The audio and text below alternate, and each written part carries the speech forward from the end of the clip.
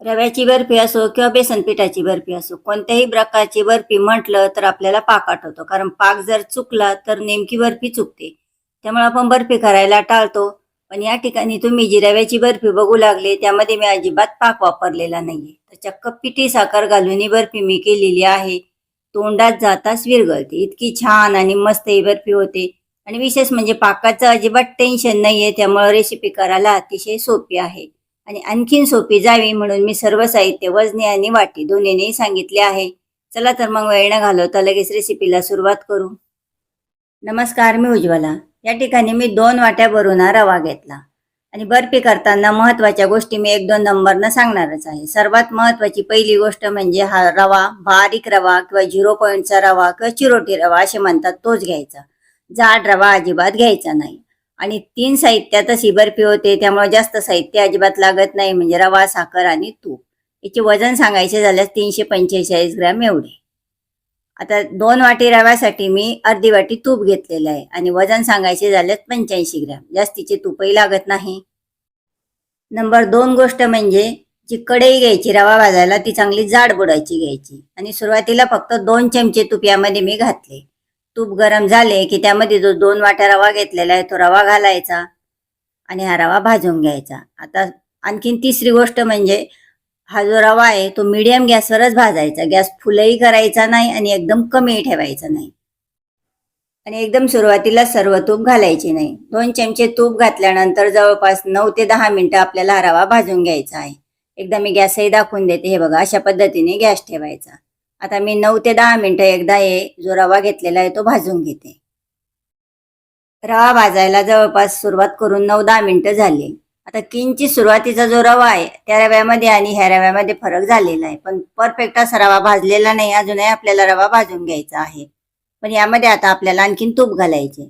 तर फक्त 1 ते 1.5 चमचे तूप घालायचे, जास्तीचे घालायचे नाही. सुरुवातीचे 2 चमचे आणि आता 1-1.5 चमचा म्हणजे 3 ते 3.5 चमचे तुपामध्येच हा संपूर्ण रवा आपल्याला भाजायचा आहे. पण रव्याचा कलरही जास्त चेंज नाही करायचा आहे, म्हणजे जास्त काळपटही करायचा नाही आणि कच्चाही ठेवायचा नाही. आणखीन 9-10 मिनिटं हा रवा मी भाजून घेते. तर चौथी गोष्ट म्हणजे रवा भाजायचा जो टायमिंग आहे तो 20 ते 22 मिनिटं ठेवायचा. जास्तीचाही ठेवायचा नाही आणि कमीही नाही ठेवायचा. कारण जास्तीचा जर ठेवला तर रव्याचा वास जळका लागेल आणि कमी ठेवला तर रवा रवा खाल्ल्यासारखा लागेल, कच्चेपणा लागेल. जवळपास 20 ते 22 मिनिटांमध्ये रवा एकदम परफेक्ट आणि मस्त असा भाजला गेलेला आहे. मी आता गॅस बंद करते आणि हा रवा खाली ताटात काढून घेते. तुम्हाला ताटात नसेल काढायचा तर कढईमध्येच थंड होईस्तोवर सतत हलवत राहा. पण ताटात काढलं तर बाकीचं टेन्शन राहत नाही. आता याला असं दाबून प्रेस करून घेते आणि त्यानंतर यावर झाकण ठेवून 5 ते 6 मिनिटं असेच ठेवायचे. जास्त वेळ दाबून प्रेस करून असे झाकण ठेवून द्यायचे नाहीये. त्यामुळे हा रवा थोडासा फुलून निघतो आणि हलवायचेही टेन्शन राहत नाही. आता बर्फीला गोडपणा येण्यासाठी या ठिकाणी साखर घेतली. पिठी साखर नाही घ्यायची. आपण चहामध्ये जी साखर वापरतो तीच साखर घेतलेली आहे. 345 ग्रॅम रव्यासाठी 200 ग्रॅम साखर आणि वाटीने सांगायचे झाल्यास 2 वाटी रव्यासाठी 1 वाटी साखर घ्यायची. साखर मी मिक्सरमध्ये घालून त्याची पिठी साखर करून घेतली. आता हे बाजूला ठेवून देते.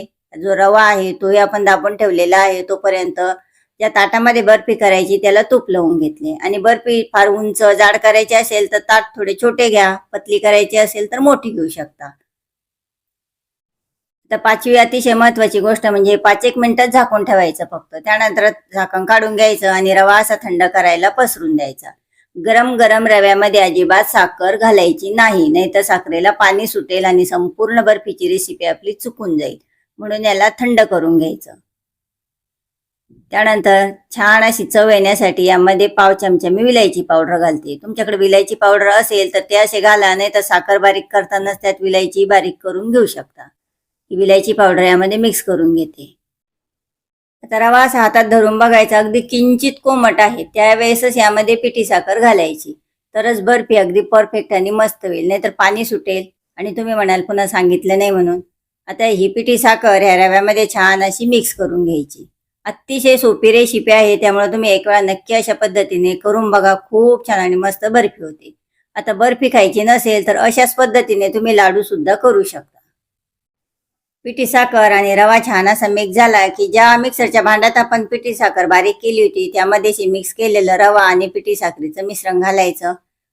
आणि छान असं फिरवून घ्यायचं. पण फिरवण्याआधी त्यामध्ये जे तूप आपलं राहिलेलं होतं त्यातलं थोडं थोडं तूप घालायचं. मी जवळपास अर्धा चमचा तूप घालून घेतलं आणि अगदी मऊसूत होईपर्यंत फिरवून घ्यायचं. अगदी पेड्यासारखे बॅटर होतं. मी अगदी जवळून दाखवते तोपर्यंत याला फिरवायचं. खूप छान आणि मस्त हे बॅटर लागते. आता हे जे आहे मी एका ताटामध्ये काढून घेते आणि थोडंसं याला असं मोकळं करते. त्यानंतर यावर झाकण ठेवून देते आणि राहिलेला जो रवा आणि पिठी साखरेचं मिश्रण आहे तेही मिक्सरमधून काढून घेते.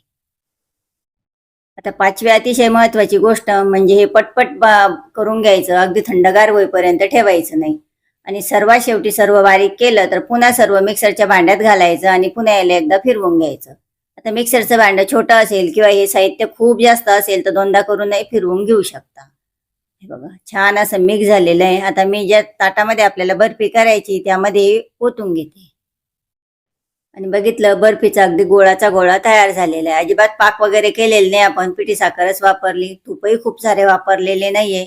मी आता स्पॅच्युलाने असे दाबून प्रेस करून घेते. आता स्पॅच्युला जर नसेल तर एखाद्या उचटण्याने दाबून प्रेस करून घेऊ शकता. आणि वरून चिकनेपणा येण्यासाठी ग्लासच्या बुडाला तूप लावून घेतलं. त्यानं असं दाबून घेते म्हणजे छान असं जे कवर आहे वरचा जो आवरण आहे बर्फीचं ते छान असं होतं. अशा पद्धतीने याला चिकन करून घेते. वरतून छान असं दिसण्यासाठी यावरती मी बदाम काजूचे काप घातलेले आहे. आता तुम्ही पिस्त्याचे कापही घालू शकता किंवा असे बदाम काजूचे कापही घालून घेऊ शकता. बर्फी सेट होण्याच्या आधी असे घालायचे आणि त्यानंतर हलक्या हाताने पुन्हा हे दाबून प्रेस करून घ्यायचे म्हणजे पडत नाही, निघत नाही ते. आणि बर्फी सेट होत आहेत त्याआधीच याला कटही करून घ्यायचे. सेट झाल्यानंतर कोणतीच बर्फी कट करायची नाही. त्याचा आकार व्यवस्थित येत नाही. अशा पद्धतीने याला आराखडा तयार करून घ्यायचा. हव्या त्या आकारात कट करू शकता. मी या ठिकाणी याला चौकोनी कट करते. आणि सेट होण्याच्या आधी अशी केली तर जे मध्येच बदाम काजू येतात ते असे काढून बाजूला करून घेऊ शकता तुम्ही. उन्हाळा दिवस आहे त्यामुळे याला सेट होण्यासाठी फ्रीजमध्ये ठेवावे लागेल. जास्त वेळ नाही, फक्त 9 ते 10 मिनिटातच सेट होऊन जाते. हिवाळ्या दिवसात तर वरती सेट होऊन जाते अगदी मस्त अशी. मी याला आता फ्रीजमध्ये ठेवून देते. 9-10 मिनिटातच छान अशी सेट झालेली आहे. आता याला मी बाहेर काढून घेतली फ्रीजच्या.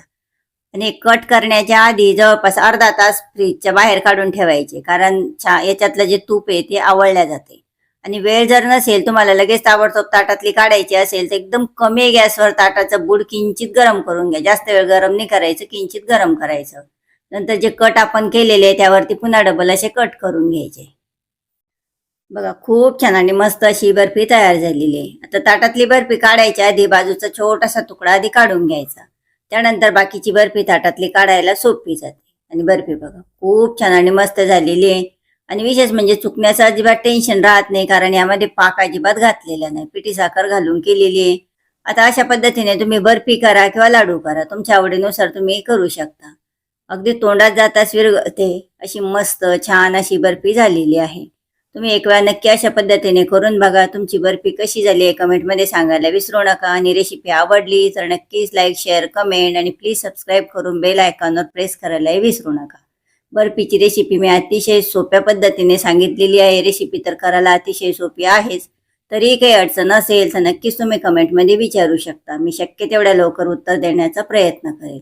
रेसिपी शेवटपर्यंत बघितल्याबद्दल खूप खूप धन्यवाद.